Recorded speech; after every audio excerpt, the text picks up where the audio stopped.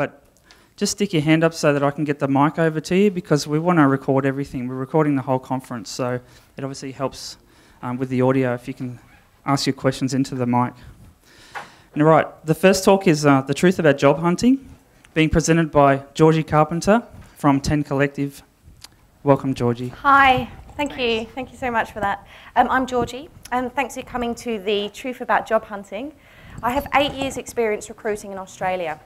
And for the last 3 years, I've been running 10 Collective, which is a digital recruitment agency in town. Now, the very first job I landed in an unconventional way was when I was in Sydney in 2003. I decided to go on a date with a boy who vaguely looked like Justin Timberlake, and he took me to Fox Studios for a comedy show. And during the show, the comedian asked the audience if there were any POMs in attendance, and a few of us put our hands up. He asked, "So, Marmite or Vegemite?" No one said a word. Oh, can everyone hear? Am I talking too fast? Okay, cool. No one said a word, so I decided to tell him what I thought, and that is that Vegemite is disgusting. He said, "Why?" And I said, "Please don't kill me." But I replied, thinking I was hilarious, "It's a poor man's Marmite." Of course, I know. Of course, I was heckled to death by the comedian and what I assumed to be a largely Vegemite-loving audience. But after the show, that comedian remembered me and we began to talk. And he said he found me ballsy. And would I like a job with his company in Melbourne selling comedy tickets door to door for his club? And there began my hawking career in Melbourne. Yuck, by the way, hawkers are awful. But opportunity does present itself in the most surprising and unexpected places. Being aware of this is really a bit in opposition to what we've kind of been taught at uni and school. They teach us that the prescribed method of sending a formal CV and cover letter to companies advertising jobs and then waiting politely is kind of how it goes. But really, I'm assuming you're all interested in Drupal and therefore web and technology. Well, that prescribed method is vastly over. It does still exist, but it is vastly over. And especially where you possess a niche skill, and again, I'm assuming that's expertise with Drupal somewhere. Okay, now the second time opportunity presented itself to me was not 3 months later while hawking tickets in North Melbourne. It was about lunchtime and blisteringly hot, and I was hungry. So, has anybody been to Dudley Street in North Melbourne? Okay, well apparently it's well known for brothels, right? The trouble is all the brothels have food-related names such as Cafe X or the main course. And yeah, and to a hungry backpacker, the nuances of these establishment names kind of bypass me completely. Anyway, I entered the main course and I asked for a table for one and a menu, please. So embarrassing. This isn't a story of how I became a lady of the night, not that kind of opportunity. But anyway, the madam looked at me and with not a small degree of pity and amusement, she pointed at the sign above her head, and on the sign, and I don't have any slides, sorry guys, but the sign said, "Safe sex is practiced here." So I just realised where I was. I got a bit embarrassed, as you can imagine, and decided to sell them the rest of my comedy tickets. So lucky enough, the girl was so cool. She called the girls down, and 5 really hot women came downstairs and basically bought a bunch of tickets from me. Now, what would you expect after such a situation? Not much, actually, but you probably would need a drink. The thing is, within 10 minutes of that ridiculous situation, I had a new job. I had to gather my equilibrium, and I decided to carry on working, even though in true Melbourne style, the weather had gone from blisteringly hot to thunderstorms, right? And so I knocked on the first door that didn't look like a brothel to sell the remainder of my tickets. The lady who answered the door, she looked harassed and super busy. She didn't want my tickets. My pitch was so off. Obviously, I was still trying to gather my equilibrium. Anyway, as it had started to rain, I wanted to get out of the rain. So I said to her, "All right, would you like a cup of tea? You look really busy," at her office. And I walked into her office to get out of the rain, actually. Went and made her a cup of tea in her kitchen, and I was offered a job on the spot. So there began my career as a recruiter in Melbourne. And what did this whole scenario prove to me? A, opportunity presents itself in the most unexpected places. When you're in the most unexpected moods and weird places. So you have to be aware of it. B, there exists a whole really cool unadvertised market for jobs. And C, I didn't once have to follow the conventional method for getting any of these roles, which were really helpful to me at the time that I got them.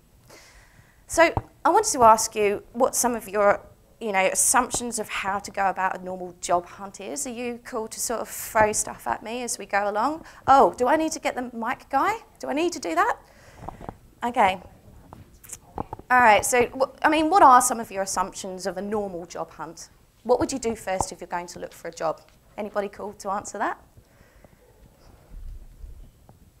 Look on job sites and submit a resume, CV, that sort of stuff. Absolutely. The first thing you do is you go online and you search through the job boards, and a whole load of people do that. So according to Nielsen Net Ratings, Seek, which is obviously the very well-known big major player job board here, that has 13 million visitors per month job hunting, right? There's a whole load of people there, and they're all going for jobs that everyone else is going for. Yeah.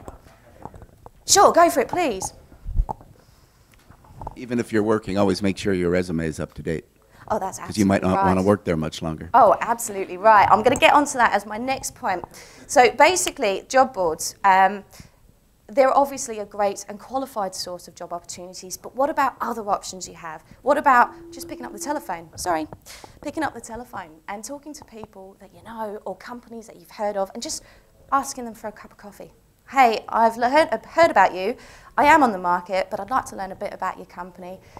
Close them for a cup of coffee. Just get in there, start talking to them. Hopefully a meeting of minds occurs, and that's an organic job hunting process. Have a beer with them, that sort of thing. And whilst you're doing that, remember, be prepared, have that sort of demonstrate subtly what your value could be to that organisation so that it seeds the thought that you could be someone that they should have on board. And remember, they may not be advertising for a job, but if you go in there and you're ballsy enough to actually have a cup of coffee with these guys, they will remember you, or they might create a job. And actually, in the tech space, small organisations, not necessarily all the large ones because of whatever processes they have, the small organisations sometimes can create roles if they really feel they need you. Anyway, the second point I want to make is that when we job hunt, we do tend to job hunt in private. Usually you're in a job, right, and you're looking for another job. You don't really want to let everyone know that you're looking for a job, so you keep it kind of secret. Anyway, I would kind of encourage, if you possibly can, if you've got a bunch of people around you that you trust, tell them that you're looking. Tell them to keep it to themselves, but get them to give you tips on companies that they've heard about, the people that are interesting that you should talk to. Even if they don't have a job, you just start talking to these people. And that unadvertised job market allows you to recognise opportunity if you ask for it to be presented to you. All right, so going back to the CV. Okay, you're right, you should always keep your CV ready. You should. But there is a thing, some bizarre myth out there that I've noticed from a lot of job hunters that approach us, that if you send your CV out a lot, something's going to stick. And I can tell you that as a recruiter, this is a massive waste of your time. When you job hunt, it's a job in itself. It's a full-time job in itself. And if you're dealing with 2 or 3 companies that you're interviewing with, that's a full-time job right there. If you're sending your resume to 20, 30 places, you've just wasted your time. You are not going to be able to manage all of that. And really, there aren't 30 companies out there for you. There are probably 5 companies out there that are right for you. That is the absolute truth, that are actually right for you. Culturally, skills-wise, projects, management-wise, 5.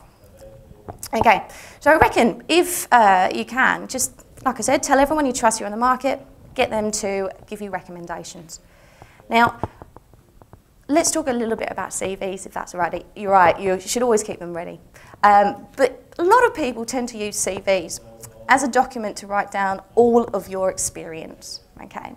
But I want to let you know that that is not what the CV is actually for. The CV is for focusing on the most relevant parts of your experience to demonstrate to whoever's going to read that CV that you, A, have the experience and skills to do the job, obviously, B, have the aptitude to do the job, C, that you possess the ability to critically assess the experience you have had, and D, that you're a thoroughly interesting person that people will want to work with, okay? So some of the top mistakes people will make with their CVs. They think that your CV must be the serious version of you. Now, that's what they teach you at school. They teach you that it's a formal document. Yeah, it is. Like, people use it as reference. You can totally get sued if you're fibbing all over it, whatever. But it doesn't have to be the super serious, boring version of you. It can actually be littered with narrative and personality and opinion. Opinion's great because at least a company knows where they're going to stand with you. Another thing that people think about their CVs is that they use the CV for an excuse to write big or politically correct words. It's not an exercise in verbosity, the CV. So you worked at Subway, you're not a sandwich artist, all right? You talked to some people in an office once for work purposes, but don't write that you successfully managed key stakeholders, because you didn't. You just talked to some people in the office. Even if you did do those things, those turns of phrase in this community, by the way, are becoming a bit old money. You don't talk like that in real life, so write your CV as you would talk. Okay, some people do stretch the truth or blatantly lie on their CV. Now, I get it. You want the job, so you want to make all your experience sound better than it actually is. But the truth is, recruiters, they have databases. Those databases last forever. You sent a CV to us 7 years ago, we're still going to have it today. So basically, you're going to get caught out if you fib on your resume. And lots of hiring companies now are keeping their own databases. They are hiring in-house recruiters, they are hiring in-house HR people, and they will check all the copies of your CV to ensure consistency. All right? All right, so on your CV, some people just write lists of their general skills and responsibilities in each of their jobs, but they use the same bullet points in every role listing. Okay, what you've just told me is that you're in fact awesome at cutting and pasting, and that is it. I get it. What you need to do in each of these jobs, just a quick tip here, you write down obviously what the job was, what your project is, and what your responsibilities were, and then throw in a case study, and a case study of that project. What did you think of it? What was the budget? How long did it go? What were the obstacles? Did it go successfully? Talk properly about that project like you would to your partner or whatever when you go home and you've had a shitty day of it. Okay, I want to say something that a lot of employers would totally kick my ass for, but sometimes your CV might be too short. Okay, now in Europe and the UK, you should stick to 1 or 2 pages for your CV. Give them the skeleton skills, because then the interviewer will want to see you based on the skeleton, and then they'll use the interview to pull out all the gold. But that's not necessarily the case here, in Melbourne, in Australia. I don't know why that is. Is it because some hiring managers are risk adverse? Maybe we're more of a risk adverse country, I don't know. But sometimes use the CV to kind of spoon feed someone. Not condescendingly, but spoon feed them with case studies, narrative, personality, opinion, okay, and skills, obviously, but not just bullet points. That would just be silly. But 4 or 5 pages is no problem. Nobody is going to get offended in Australia if you've got a 4 or 5 page resume, if you've actually got something to say. Not fluff, actual stuff. But of course, please don't do what one candidate did and send me a 30-page CV. That was an exercise in cutting and pasting, and then get really offended when I suggest cutting the CV down by threatening to punch my lights out. Don't do that, please. Oh, do I need to do the mic? Just a quick one, generally I always thought that with recruitment agents, and based on how many potential recruits could be going for the job, that you guys would just glance at the first page and then push on. So as much as case studies and stuff are really useful, that's for the client. That's for a hiring company. A recruiter, you're right. A recruiter will skim because they'll get 50 applications for one particular job. So something needs to be in there, and that's why I say throw in your personality and an opinion. Okay, because if you say something like this one guy did in the CV I found on the internet, I design websites, not shit websites, good websites, and that immediately went, I'm going to interview you. You do need something a catch if you're going to go via a recruiter. However, as soon as they've caught you, then they're going to read that CV properly, and no one minds you giving us loads of information if it's relevant. Okay, so next point. Oh, go for it. Yeah, go for it.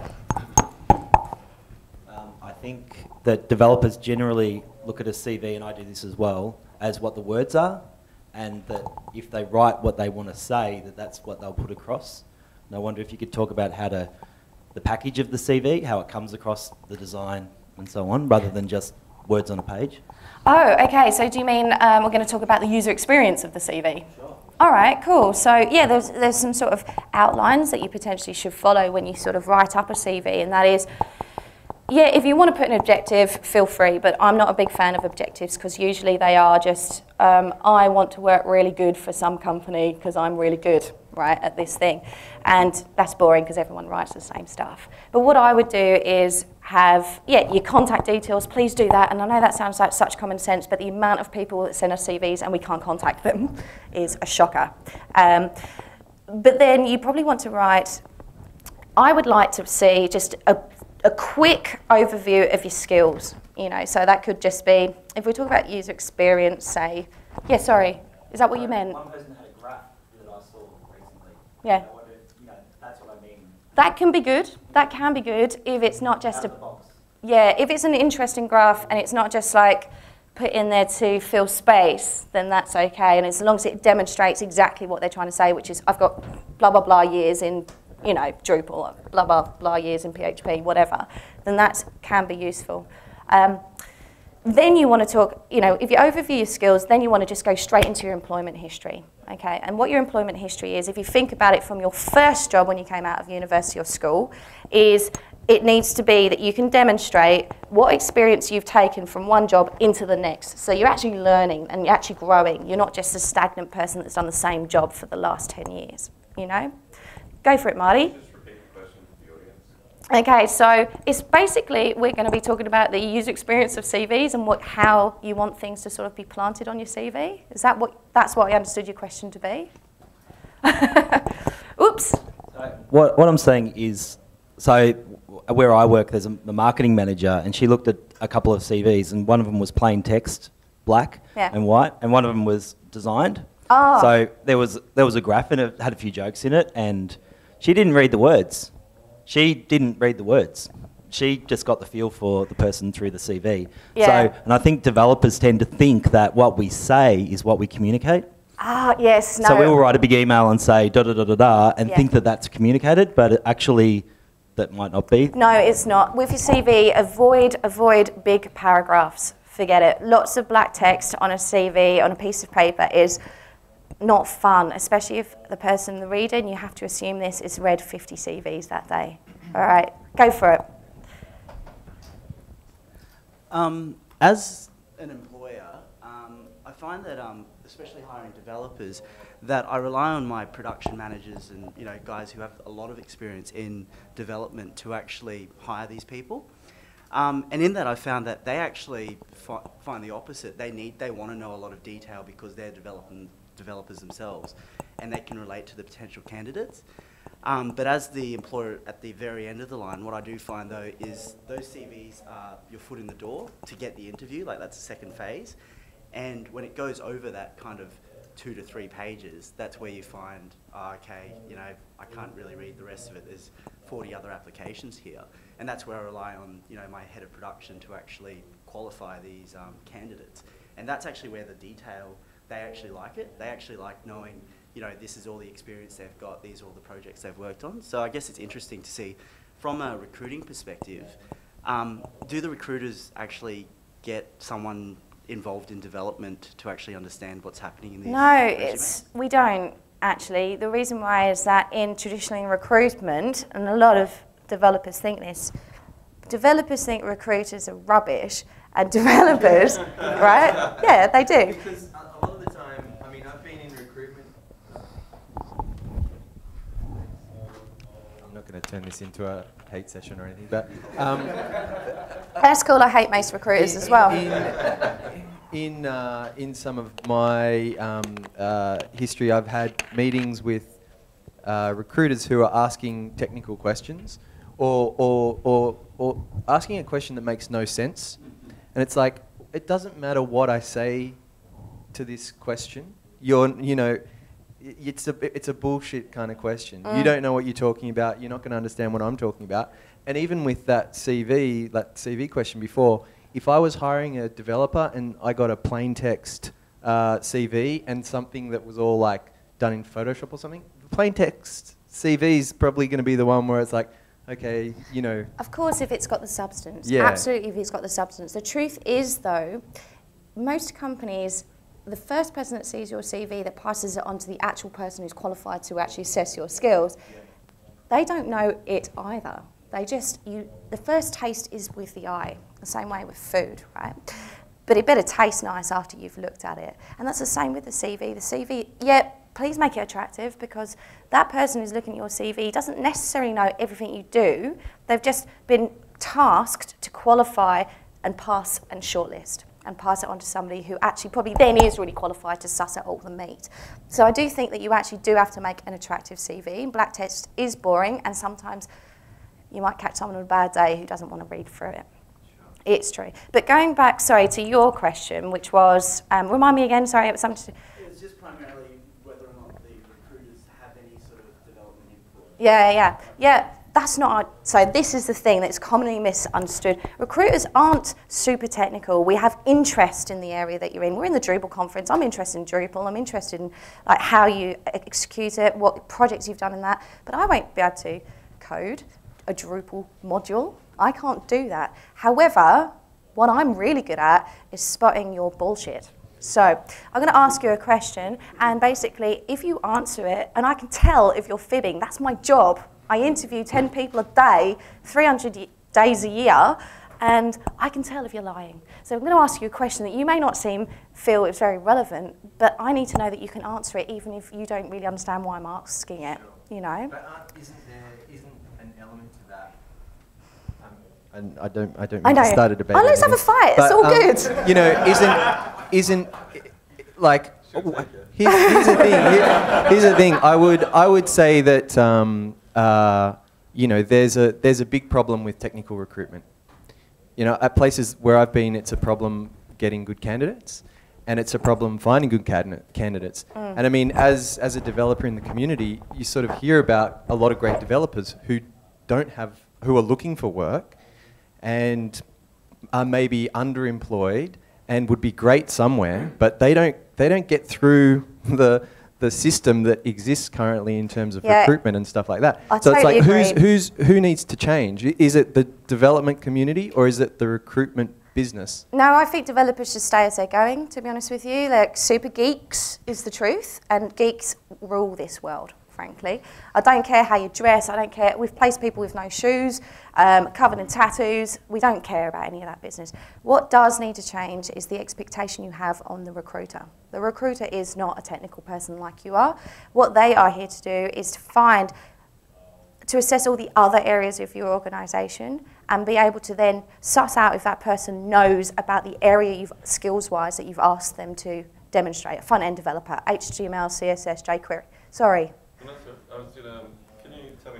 Can you tell me more about how you assess those requirements from a business point of view? And if you're going to visit this later, then I'll just wait till later. Okay, so it's still linking on to this same sort of conversation, which is how do we assess if a person actually has the skills before we represent them, yeah? Well, matching these guys, like having a business needs like a front-end developer, working out what skills within, like what skills a front-end developer needs, like HTML5 or CSS3. We have to talk about that with the company. The company says, I need a front-end developer. They need to have these skills. You need to tell us that stuff. And this could be creating a tangent, but this is kind of, I think there is an important job to do from a recruitment point of view that isn't technical. Because I think, you know, usually it's about, okay, can this person work well in a team? How can they communicate? Are they friendly? You know, there's all of these other attributes that aren't technical questions. And I think there's a lot of developers who have seen, you just see job ads where it's like, okay, you need Java, Ruby, JavaScript, ActionScript. And it's like, that's, you know, a checklist of stuff is rubbish. Whereas if there's someone good who's done a chemical engineering degree and has never coded in their life, they might be an excellent candidate. Absolutely. Because they need to be trained up and all that. We did that recently. What a good recruiter does is assess that person's the ability to think, their aptitude towards the job that the client has briefed you on. So recently I was briefed on a user experience designer. Now I know from the fact that I know my space that industrial designers actually have very similar thought processes to how a user experience person would, approach a project, whatever. And I had an excellent industrial designer who didn't necessarily meet that ridiculous wish list criteria, and they never do, by the way, who got that job, who was excellent and had the aptitude to pick it up. And I got to tell you, what all clients are looking for, and they don't even realise it, they're actually looking for someone to possess true aptitude. Bizarrely, that's rare. You might have all worked with grads before or juniors before and they've never had a job before, and some of them are awesome and some of them are shit house, okay? So some of them come in and they are expecting you to spoon feed them their job. We all know that's well annoying. But actually someone with true aptitude is the person that resources and creates and owns and molds their own role, and that's really what you're looking for. What a hiring manager is looking for. Yeah, they've got to meet the skills, and we can ask about those skills. We can say, hey, .NET guy, can you take me through what a class instantiation is, or whatever? Okay, and I'll know if you're bullshitting, not because I know if you're right, I'll just know by the way you're talking, because that's our skill. That's what we have to become to be a good recruiter. I think that's all right, good. Yeah, okay.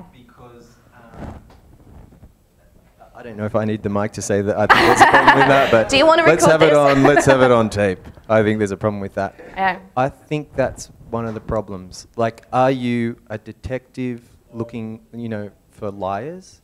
And isn't there a better way? Isn't there a better way to catch someone out? Well, but isn't that trying to catch someone out? You're trying to test truthfulness or something. It's no, you have to assess if they know what they're talking about. Yeah. That's the truth. Yeah. And if they don't know what they're talking about, then we can't represent them. If they can't compellingly tell me and convince me that they know what their skill is, they can't even get past me, is the absolute truth. But you're right about the other thing we were talking about, which is the other stuff that recruiters are valuable for that we should have a focus on, which is your behavioural stuff, your personality stuff, your culture fits. Yes, that stuff is actually 80% of the interview, and it's the 20% of the skills. That's your job to assess if they've got the skills, because that's just a checklist. The other stuff is not just a checklist, and that's what we're here for, and that's where we provide value. Does that answer your questions? Should we have a fight after? No, that's cool, that's cool. Okay, so the point was, the point I wanted to get onto after this was that recruiters, often people think that recruiters are just glorified gatekeepers. Okay, and we can be sometimes, but because they can be sometimes, you probably don't want to piss them off. You do actually want to work with them. You didn't piss me off at all, by the way. That was awesome. I love a good debate. But you do want to get your recruiter on side, because the truth is we are human, and if we don't like you, I'm not going to send you to that job. I'm not going to. Actually, my experience is quite different from the way that we interview with the recruiters, and also probably the second or third round with the real employer. Yeah. So are you suggesting we should use different strategies?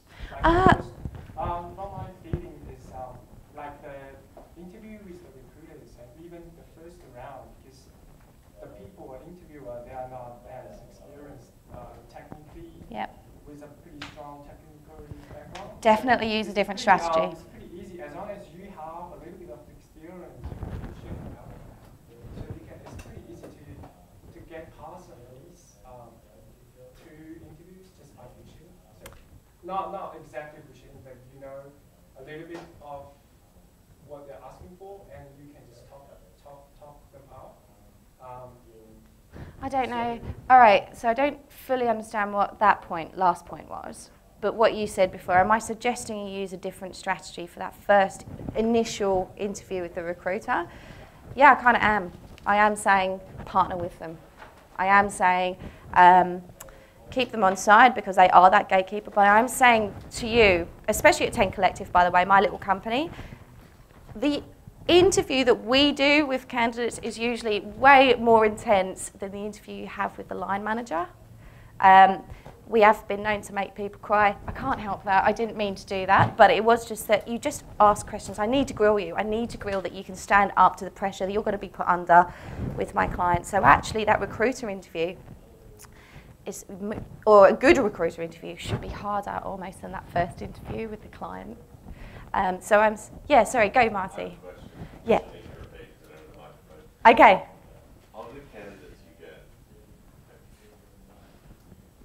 So my question is, of the candidates you get, how many of them do you find don't pass that first phase where you grill them on the points on their resume and what they're saying, and you have to say to them, look, you're not entirely being honest. Yeah. Is this really what you've got on your resume? How do you deal with those instances where people are being untruthful? Do you help them, or do you just move on? It depends. It does actually depend. Now, the amount of people that come through our doors who we pass on is a shocker. We will reject 10 people before we send one person, is the truth. We do actually work hard, right? And as for some people, I would help the people who don't necessarily know how to answer. And it's not because they don't have the skills, or it might be because they don't have the skills, but it's just that they've just demonstrated that they don't know how to answer this job. So yeah, we do coach people and sort of go, okay, do you know what, if the client asks you this question, maybe you want to try this approach and this strategy to answer it. So we do try and help. However, if you're like this one candidate came in last month who wanted to be interviewed for this, like, oh, maybe I shouldn't give the detail of the job away if it's being recorded. Oh, bugger it. Anyway, so this guy walks in and he goes, and he wants to be a CEO, but he's actually a CFO, okay? They are actually different jobs. And I said, okay, well, you're a CFO. I can't interview for the CEO role because you're not a CEO. You don't have the experience. He goes, yes, I am. You interview me. You interview me today. You interview me. Okay, so he bullied me into an interview. And I fell for it, and I did. I said, come in, all right, then I'll see you this afternoon. Anyway, in the interview, he didn't answer any of the questions. I asked him, like, okay, so you've been a CFO. What differences do you believe there are from a CFO role to a CEO role? And he goes, negligible. Okay. And we know that's not true, don't we? So I was like, okay, so the truth is, if I asked you this and I tried to coach him, like, maybe you don't realise that this is potentially what I kind of want to hear and probably what my client wants to hear, and maybe you should try and answer in this way. And it was like, well, no. I'm happy with the way that I'm doing. I've been doing my job for 20 odd years or whatever now, and it was like that, and those people I can't help. So what I essentially did in the end, just another part of that story is that it was a cloud role, like with a cloud company. And I said, so what do you know about cloud computing? He goes, what's there to know? That's so not the answer, is it? So what's there to know? So I kind of closed the book and I went, do you know what, like, you have to meet these skills levels and you have to answer them in kind of in this way so that I'm endeared enough to you and I know that your skills enough, you know, that I can actually introduce you confidently. But you know what? One of the criteria my clients ask is that you can create rapport with people, and you're not even creating rapport with me. So the book's closed. Can I please show you out? I'm not going to represent you. So I showed him out, and out the door he goes, do you know what? You may have all the contacts in Silicon Valley, but you don't even know how to use a Rolodex. And I said, mate, if you're still using a Rolodex, you are in the wrong industry. Okay? So that's how you've caught someone out that they are so not good for that job because they still use the Rolodexes. Anyway, what was the question? Oh yeah, so it was about the percentage of candidates. We help people if they need the help, and you can recognise it. If they're genuine and they're real, they may not have the answer. We help as much as we possibly can. All right, you have an answer. You have a question. Yep, another question. So I'm a biased fan of 10 Collective, and I'm wondering what you think, because yeah, there's an attitude about recruiters. What do you think are the top 1, 2 mistakes that other recruiters make that lead to this reputation? Oh, okay. Not that you guys make these mistakes. Oh, thanks. I think it is, going back to your point, that they just do the checklist thing and they don't assess anything else or the actual depth of that checklist. Okay, so yeah, that just rather seems like a people factory where you just go, oh, this person says on their CV, HTML, CSS, jQuery, Drupal, whatever, and they send them through. Okay, so people get pissed off with that because people are not chocolate bars. We can't just send them through, okay, like that. It's ridiculous.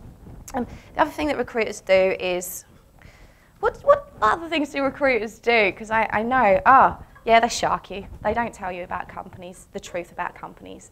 They don't, what we do at 10 Collective. Oh, they shark you a little bit. They kind of play you and sell a company to you, and it's not quite right. Okay, so at 10 Collective, what we do is when we pick up a new client, we go to that client and we interview them. So we interview them to make sure they meet our ethical values, our values, morals, that they actually have projects interesting, that they're actually good people, and we assess how they manage situations, like if someone's underperforming or the last time they had to fire someone, that stuff that's really important to workers. And if they don't meet our criteria, then they're not our clients. When we go and take that information to a candidate, we tell that candidate, okay, this company's like this. The reason you've got a job, this job exists, is because this person resigned, and this person resigned because he didn't like this person. I will tell you the truth. Because, do you know what? It doesn't mean, just because that job wasn't right for that person who resigned, doesn't mean it won't be right for you. But I will tell you, like, this guy here, this manager here, he's a bit of a weird one. I will tell you that, and that's what's great about 10 Collective that other recruiters don't do, that they just don't tell you the truth. The truth is, this manager's a bit weird, all right? You should know that when you go to the interview so that you can get that this guy might be a bit weird, but that he's actually a good guy. That, you know, that's what we do. And does that answer that question enough? I've got other stuff, there's loads of other stuff. Oh, about bad recruiter stories. Oh. I wish that somebody had told me that about the last position I had. The day I arrived, they sacked the lady that I was replacing. I didn't know I was replacing her. Oh, yeah, they should so tell you. It's so important, basically. Oh, we had one company who didn't tell us the truth, actually, about one thing. And we had a candidate we placed with them, and the line manager was there who interviewed him, and this blah, blah, blah co-worker. And when he turned up, all those people had hated the company so much, they walked out. Okay, they'd walked out and the guy turned up and he was on his own. And he was like, crap, where do I start? And I rang up the company. I was like, what the hell? You know, you said this is a stable organisation. You know, we've talked about this, that and the other. If you knew that all your people were unhappy and they were going to resign, you better have told me. Now this girl, she walked out after a week and I told them, like, it's not her fault. It's not our fault. You totally did this bizarre restructure. These people resigned, blah, blah, blah. You sold this girl something that didn't actually exist, you know. What other, recruiters can be kind of in your face, actually, the bad ones. There's this one recruiter I remember from years ago who, and I think it was with a big company like Telstra, he was so sharky and kept just badly doing his job that I think the big company just said, no thanks, we're not going to be using you anymore. And this recruiter went, all right, if you're not using me, I'm going to steal all your people. And went on site to that company, and security actually pulled them off. You know, recruiters are pretty tenacious. All right, so look, what the point was that I was talking about before is that recruiters aren't just glorified gatekeepers, even though there is a common misconception that we actually are just gatekeepers, which we can be sometimes. But sometimes it's better to be introduced to a client or a company by a recruiter than going directly yourself. And that seems a bit bizarre. Okay, you think, who's better to represent me than myself? But I can tell you a story as to why that doesn't always work. Okay, there was this one guy, and he was totally amazing. He was a really good guy, and he was good at his job, and I can't go on again into all the details because this is going to be recorded and it's going to be so obvious who I'm talking about. Anyway, he applied to one organisation, and as a blah, blah, blah, skill-wise, God, I've got to remember not to give off what the job is. And they thought he was a nice guy, but not good enough for them, okay, and that he had skills in a different area, which is a bit separate from what they did. So the guy at this company, the hiring guy, calls up his mate at a different company and goes, hey, you do this, this guy does that, you should catch up. And that was the entire intro, okay? But the truth was that the guy wasn't actually looking for a job in that. And he actually didn't have loads of skills in that area either. Are you following me? It's a bit confusing without actually names or position titles or anything like that. Okay, so this guy was super grateful for having this informal referral and happily popped along to the meeting. But what had happened is that the new hiring manager, the new interviewer, the second guy, had the expectation that this candidate would have excellent skills in their area of expertise based on the referral from the first guy, because he rated the first guy. Okay, anyway, that candidate hadn't been told what to expect. He really had just been thrown into a situation without much context. Plus, the interviewer hadn't been told to expect. He hadn't been told that actually he has got skills in this area, but he needs to grow them. So that's why he's coming to you, because you've got skills in that area, and he's coming to you to potentially learn from you and add value like that, you know, through aptitude, through learning, through contribution, whatever. So during the course of the meeting, the interviewer here became increasingly disappointed with that candidate and frustrated to learn that the candidate did not, in fact, have the depth of skills in that area of expertise. He'd assumed the candidate would be awesome because he liked his pal, but it wasn't the reality. So anyway, to his credit, this interview changed his tack and decided to talk to the candidate about his actual areas of expertise. Now you'd think, now that he's changed his tack, that the candidate could be saved because now he's got the opportunity to talk about what he's actually good at. And he's damn good at it, by the way. But that feeling of disappointment had already been sown in that meeting. And the interviewer had, without realising it, diminished the candidate's credibility at the hands of his own line of questioning, bizarrely. Now, there is virtually nothing you can do about it once a negative emotion has entered an interview. Because when you finish that interview, even if you said all the right things, they're going to walk away and they're going to feel that weird thing. They're going to think there's something wrong with you. My gut says they're wrong, even though your gut's just fibbed to you, essentially. Now, if a recruiter, did you get that story, by the way, or was it really complicated and convoluted? Cool. Now, if a good recruiter had been involved in that situation, they would have managed expectations. Now, the expectation would have been, you know, to the interviewer, he would have known the context of the meeting was going to be around the candidate presenting his actual area of expertise and then his interest and aptitude in the secondary area of expertise. That was their area of expertise. Right, still following? And I would, you know, and we would have let the candidate know what he was walking into, that the interviewer kind of wanted to talk about this area more than that area. Okay, so basically, these parties, all of who were absolutely awesome, great manager, great company, great candidate, great skills, great intelligence, no one got a job. Everyone just walked away. The interviewer walked away feeling disappointed and frustrated and that his time had been wasted, and the candidate walked away feeling that that was a weird confrontational meeting. Okay, no one won, and that is when a recruiter can be useful because they can manage expectations. You apply for a job directly, you've sent your CV and cover letter, usually. When is the opportunity arisen for you to call them up and go, this is really what I want to talk to you about? Virtually never, is it? Unless you've actually called them up first, which is why, right at my first point, I encourage that. Okay, so, yes. Oh, 2 minutes, my God, have I been going on that long? I'm so sorry. Okay, quickly, interviewers know what they're doing, yeah? No, they don't. An interviewer, a person who interviews you, is usually an expert at what they do. Project management, venture capital, whatever. They are not necessarily a professional interviewer, okay? So sometimes they're just not going to be able to sort of get all the goods from you that you actually want to give them. So sometimes have some control questions. When you go to that interview, if you feel they're not asking any pertinent questions about your skills, just go, hey, do you mind if I tell you about this time that I did this with that? And they want to hear that. So take some control questions with you into that interview so you can control it back and manage the interviewer back. All right, so the overview in 1 minute. Essentially, what I'm trying to tell you is that what you've learned, or what we've kind of got taught and institutionalized into, is that, well, it's changing. We don't just do boring old CVs anymore. We don't just do cover letters, boring old cover letters anymore. That conventional stuff obviously still exists, but, and there's a place for it, but in our little corner, this web world that we're in that we love, things are changing. You have to adapt quickly. You have to shirk a bit of convention sometimes to knock a few doors down. You have to peel your eyes open to see opportunity when it presents itself. And if you are open to creating opportunity by knocking down doors and picking up telephones, then you'll be shocked at what pops up. Now, just to finish off, a couple of the CVs I saw on the internet recently that I loved. I mentioned one before. The designer said, I design websites, not shit websites, good websites. I would call him for an interview. The other guy, and this is a little bit more on the nose, but it caught my attention. I certainly would have interviewed him as well, even if he was rubbish. He wrote, organising shit, check.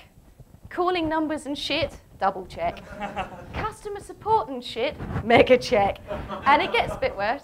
Faxing numbers and shit, motherfucking check all over that. Now, he caught my attention. I would interview him. Thank you so much for coming.